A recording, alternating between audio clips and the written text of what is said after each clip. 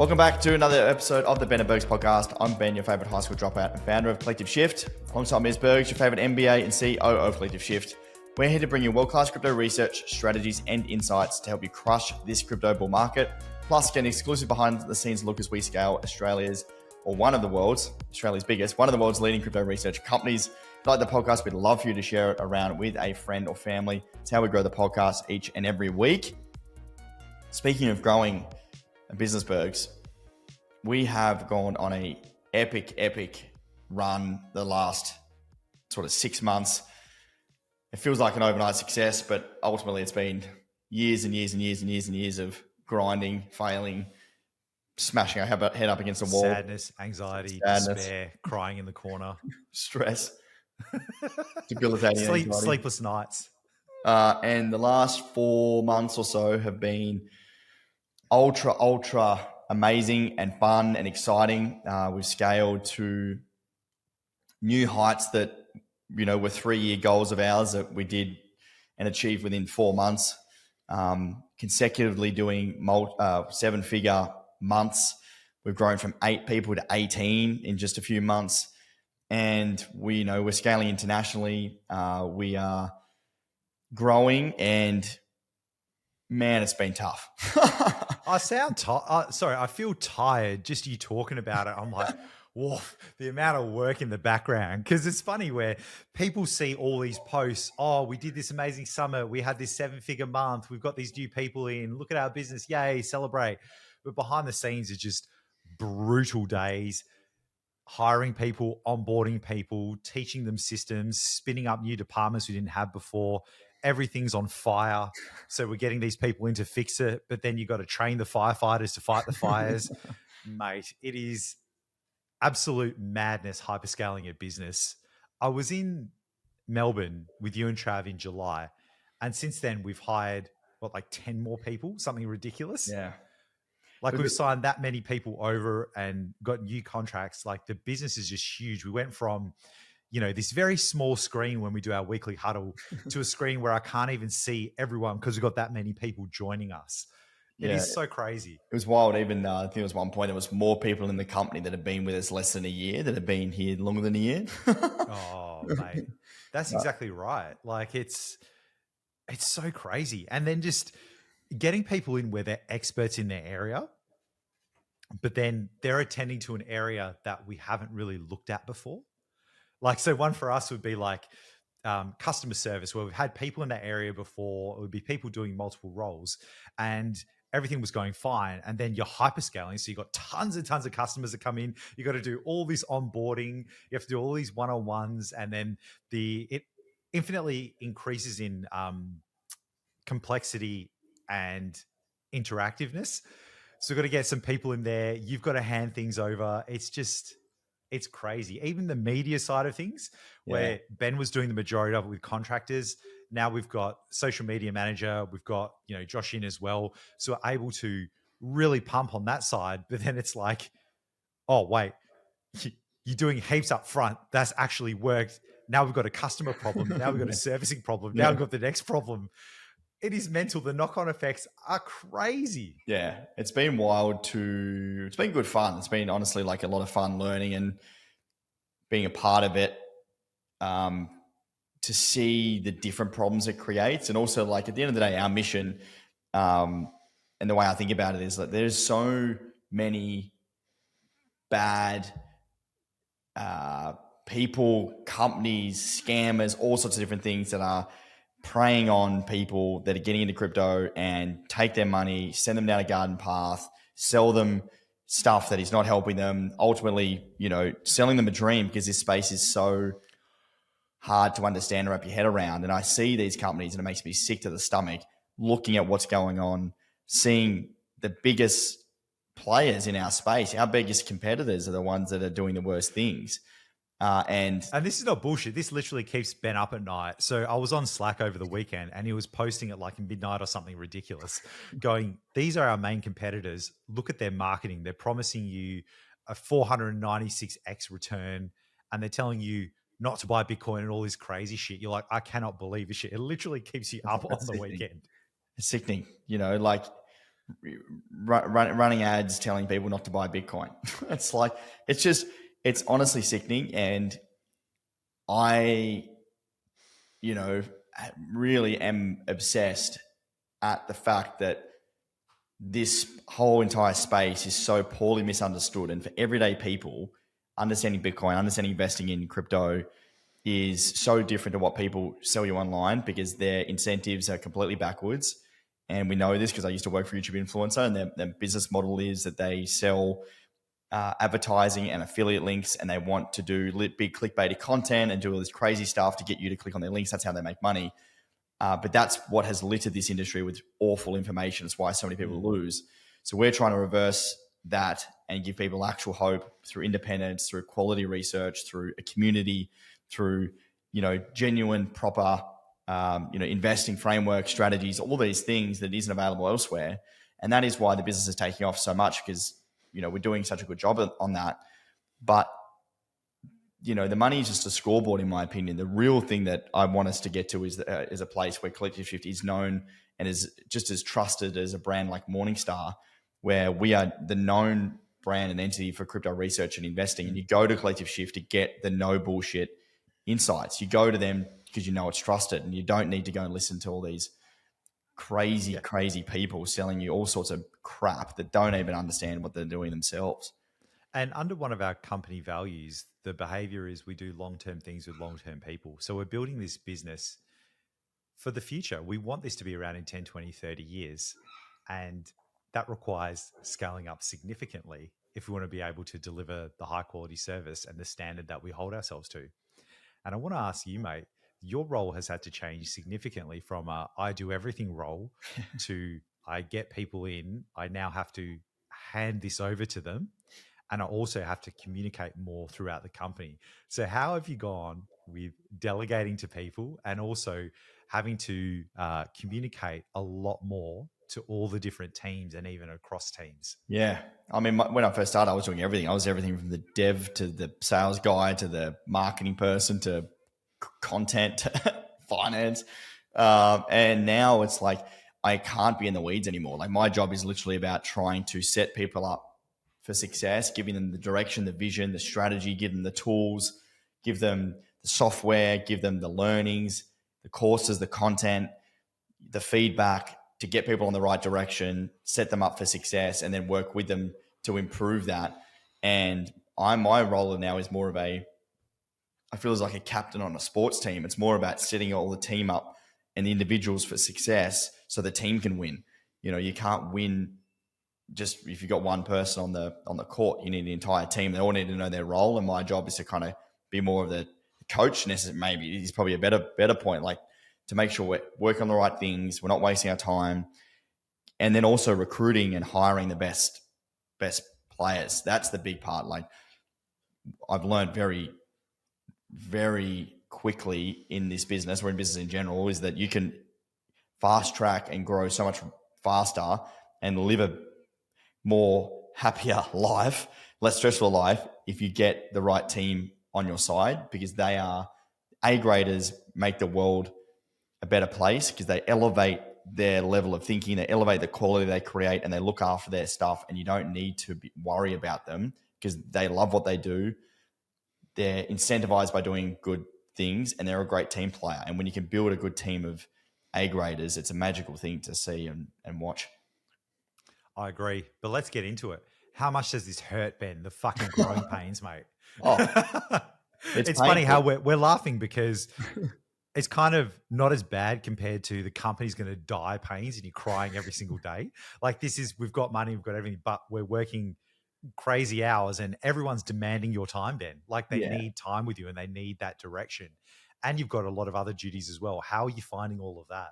Yeah, it goes from stress of, we're going to run out of money, we're going to be bankrupt, to now it's a different type of stress because we've got 20 employees plus all the contractors. Like, we need to pay and make sure everyone gets paid. We've got capacity, we've got clients we need to look after, we've got big expenses we've got to pay. We're going to make sure the marketing's working, we're going to make sure sales are working, and we've got people across the country, across the world that work for us. Communication's a big thing. Things break, systems break. People want to spend a lot of time talking to me and reporting to me, and like I don't have time to speak to everyone anymore. Like it just doesn't happen like that. So, there's a lot of tech things, communication things, human things that are, when you're at 5 people work but don't work at 20. It's I'm in the office at 7:30 every day, usually get home at 8:30 every day. It's trying to scale and work on the most important thing is the most important part of the day. Like if I hate wasting time. If I waste any time, my entire calendar is full to the minute, 12 hours a day. And I'm still not getting to everything I need to. In fact, I'm not getting to everything and that's stressful. So there's a beautiful stat where 96% of companies are in the less than $1 million range. So only 4% of companies make it to $1 million revenue, and only 10% of those, so 0.4%, actually make it to $10 million. So that's the scale up phase. So only 10% of companies succeed. And this is the danger phase in a company where you're like, yeah, I've made it over $1 million rev. I'm on my way to 10 million rev. And you start to scale up and get employees in, and they start doing great work because, because they're great people, but also you need them in order to support all the customers that you have. But at the same time, you're very concerned about, any business owner would be concerned about sales, having a sustainable amount of cash flow through in order to pay these employees, because your fixed costs have increased significantly. So while you've got extra help, you're always like, well, we've got to keep this machine going. Otherwise the help goes away. And it's the massive danger zone where 90% of companies don't get through to that goal. Yeah. Yeah. We've got to pay hundreds of thousands of dollars a month just to keep the lights on. Yeah. How scary is that, man? And I think the other thing that I've learned as a business owner and like being in this scale up is your environment is such a massive has a massive impact on you. And I was only listening to a podcast this morning about this from other business owners that have been through this. Like if you're surrounding yourself with people that haven't done this before, haven't grown to this level, aren't thinking big, are thinking that this is big, and are stressed out and don't know how to manage this, then that's how you act. That's what you become. Recently, I've joined a number of groups. I've always been a part of it. EO's been great, but I've joined a mastermind in the US with sort of 7-figure month founders. Just going to the US in October to the Hormozy event. Being around other big founders and listening to people that have been and grown much bigger businesses than ours, and you realize that it's just a way of thinking. Like where we are now is big because we've never been here before, and we're such a small percent. But if you can surround yourself by the people that are also in that small percent or even higher, you realize that we're small fish compared to so many different businesses. But it's just a different way of thinking. There's different processes and systems and thinking and strategies to implement at different levels, and that's the biggest thing. Like consistently growing and learning is the most important part. Definitely. And even you touched on your physical environment. Only a couple of months ago, you were at home, you had jackhammers in the background, dog barking, staying in your room 16 hours a day. And now on the screen, you got this big, beautiful office behind you with a basketball ring and a little plant in the background and all your people there. How's that experience? How different is that? Magical. I've got my own home now, live in my own house. It's brilliant. I feel so much less stressed and I have everything I need there. It's amazing. My girlfriend's moved in, like it's just wicked to live with her. Life's great. Come to the office. I can split home and work. Before I just lived in a bedroom out of my mate's house and like everything was there. I didn't leave 12, 14 hours a day. Well, actually including sleep. I was probably there like 22 hours a day. If you think it's actually crazy when you think about it. Go outside, get 14 seconds of sun. Go back in. Here we've got an amazing office. The whole team's, well, not the whole team, but the Melbourne team come in. It's just a great energy. Everyone's buzzing. You can go from room to room. I think it's just me like flying across different rooms and, getting a second to talk to everyone when I can, but it's just great. The energy's fantastic.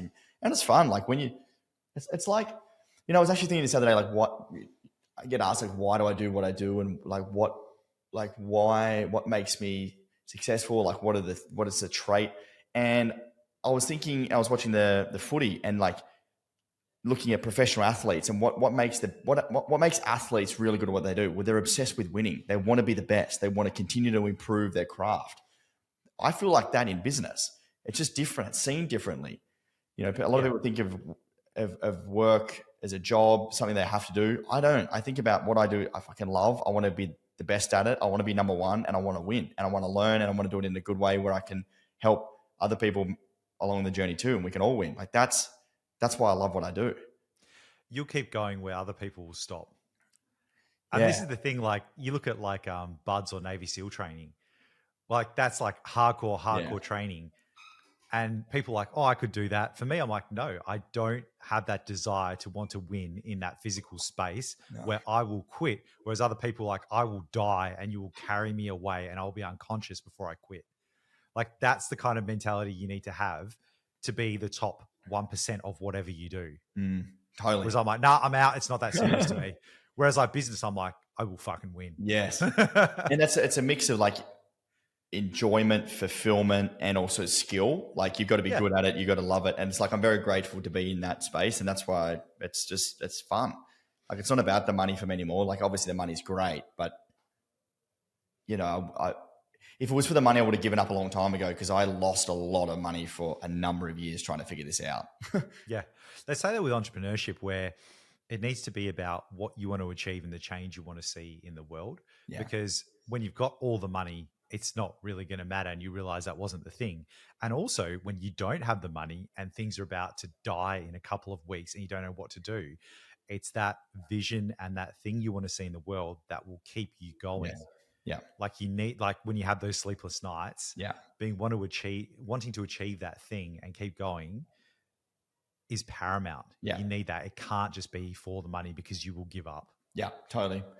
And now this is a different level of pain scaling, but if you compare it to what we've been through, it's not. Oh, bro. Yeah. And it's like we've got all of our plans in place. So we're doing it in a sustainable way. And yeah, it takes a lot of your time. You have to eat shit for 3 to 6 months, but you're going to be so much better off after that. Yeah. And I think once you've been through the proper trenches and know what that's like, you're thankful to be in this position, even though you're working super hard. 100%.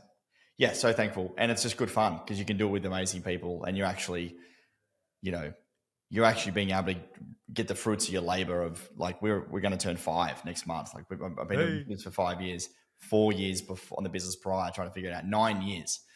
That's what Goggins talks about, man, like reaching into the cookie jar. Yeah. Where he's had all those like terrible experiences. So when he's, you know, he's doing water torture where they're out there with all his buddies, he's got people screaming at him. He just reaches in that cookie jar and he's like, nah, it's not as bad as this time when I went through this thing. So good. And it's even better where you and I had those shared experiences because you can have those experiences just yourself. But when you've been through it with your other executive and you know what it's like, that really helps to build a base, build a culture, and you can really move forward together because you can be like, hey, it wasn't like this time.